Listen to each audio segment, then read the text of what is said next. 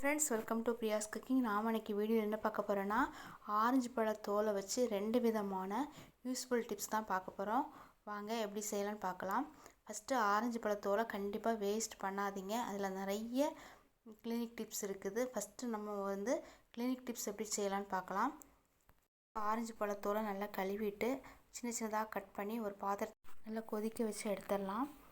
நம்ம 2 டம்ளர் தண்ணி வச்சோன்னா அது 1 டம்ளர் தண்ணி ஆகிறது வரைக்கும் நல்லா கொதிக்க வச்சு எடுத்துக்கலாம். இப்போ பாருங்கள், நல்லா கொதிச்சிருச்சு. இதை அப்படியே நம்ம ஆற விட்டு கொஞ்சம் லைட்டாக கை வச்சு நல்லா பிசைஞ்சிடலாம். பிசைஞ்சிட்டு நம்ம ஒரு வடிகட்டியால் வடிகட்டி எடுத்துடலாம். நல்லா அழுத்தி விட்டு வடிகட்டி. இப்போ பாருங்கள், நம்மளுக்கு ஆரஞ்சு பழ லிக்விட் ரெடி ஆயிடுச்சு. இது கூடவே ஒரு 2 ஸ்பூன் வினிகர் ஊற்றிக்கலாம். வினிகர் ஊற்றி நல்லா கலந்துட்டு நம்ம பாத்திரம் தேய்க்கிற லிக்விட் எதுவாக இருந்தாலும் பரவாயில்ல, அது ஒரே ஒரு ஸ்பூன் ஊற்றினா போதும்.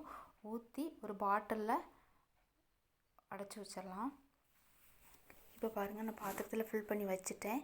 இப்போது இது எதுக்கு யூஸ் பண்ணனா, நம்ம நான்வெஜ் செய்யும் போது நம்ம பாத்திரத்தில் ஸ்மெல் வராமல் இருக்கிறதுக்கு இந்த லிக்விட் யூஸ் பண்ணிங்கன்னா சூப்பராக இருக்கும். கண்டிப்பாக ட்ரை பண்ணி பாருங்கள். நம்ம அடுப்பெல்லாம் துடைக்கிறதுக்கு, அதுக்கப்புறமா டைனிங் டேபிளில் சாப்பாடு கொட்டி கிடக்கும், அது ஸ்மெல் வராமல் இருக்கிறதுக்கும் இது நல்ல யூஸ் ஆகும். கண்டிப்பாக ட்ரை பண்ணி பாருங்கள். அடுத்து நம்ம என்ன யூஸ் பண்ணுறோன்னா, நம்ம ஒரு பியூட்டி டிப்ஸ் தான் பார்க்க போகிறோம். இப்போ ஆரஞ்சு பழத்தோலை ஒரு 3 நாள் காய வச்சிங்கன்னா இந்த மாதிரி காஞ்சி கிடைக்கும். பாருங்கள், அதை சின்ன சின்னதாக கட் பண்ணிக்கலாம். நம்ம கை வச்சு உடைச்சாலே நல்லா உடஞ்சிரும். பாருங்கள், நல்லா உடஞ்சிருச்சு. இதை நம்ம ஒரு சின்ன பீஸ் எடுத்து நம்ம துணி மடித்து வச்சு துணி மடித்து வைக்கிற பீரோக்குள்ளே வச்சிங்கன்னா எந்த பூச்சி எதுவும் வராது. அப்புறம் பீரோவை திறந்தாலே நல்ல ஸ்மெல்லாக இருக்கும். கரப்பாம்பூச்சி வரவே வராது. கண்டிப்பாக ட்ரை பண்ணி பாருங்கள்.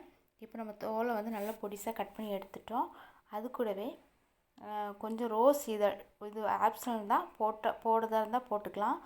அதையும் காய வச்சு ஒரு மிக்ஸி ஜாரில் போட்டு நல்லா பொடி பண்ணி எடுத்துக்கலாம்.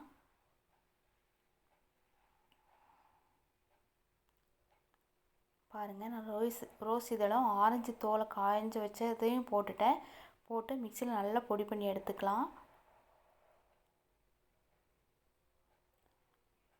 ஃபஸ்ட்டு நல்லா பொடியாது, அப்புறம் 2-3 தடவை ஓட்டினீங்கன்னா நல்லா பொடிஞ்சிரும்.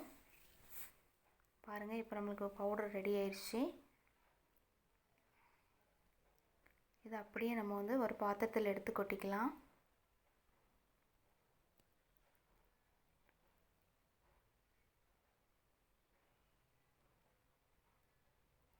இது எப்படி யூஸ் பண்ணலான்னா, 2 ஸ்பூன் எடுத்துகிட்டு 1 ஸ்பூன் பச்சை பால், காய்ச்சாத பால் வச்சு மிக்ஸ் பண்ணிக்கலாம். மிக்ஸ் பண்ணிவிட்டு நம்ம முகத்தில் அப்ளை பண்ணோன்னா நம்ம முகம் ரொம்ப ஃப்ரெஷ்ஷாக இருக்கும். நீங்கள் வெயிலெல்லாம் போயிட்டு வந்தீங்கன்னா கண்டிப்பாக இது நல்ல ரிசல்ட் கொடுக்கும். ட்ரை பண்ணி பாருங்கள்.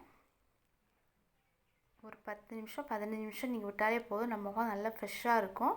கண்டிப்பாக ட்ரை பண்ணி பாருங்கள் ஃப்ரெண்ட்ஸ். மட்டும் இல்லை, உங்கள் கழுத்து பகுதியிலையும் போட்டுக்கோங்க. கண்டிப்பாக ரிசல்ட் கிடைக்கும். வாரத்துக்கு 2 தடவை ட்ரை பண்ணி பாருங்கள். மீதி இருக்கிறத நம்ம ஒரு பாட்டில் ஸ்டோர் பண்ணி வச்சுக்கலாம்.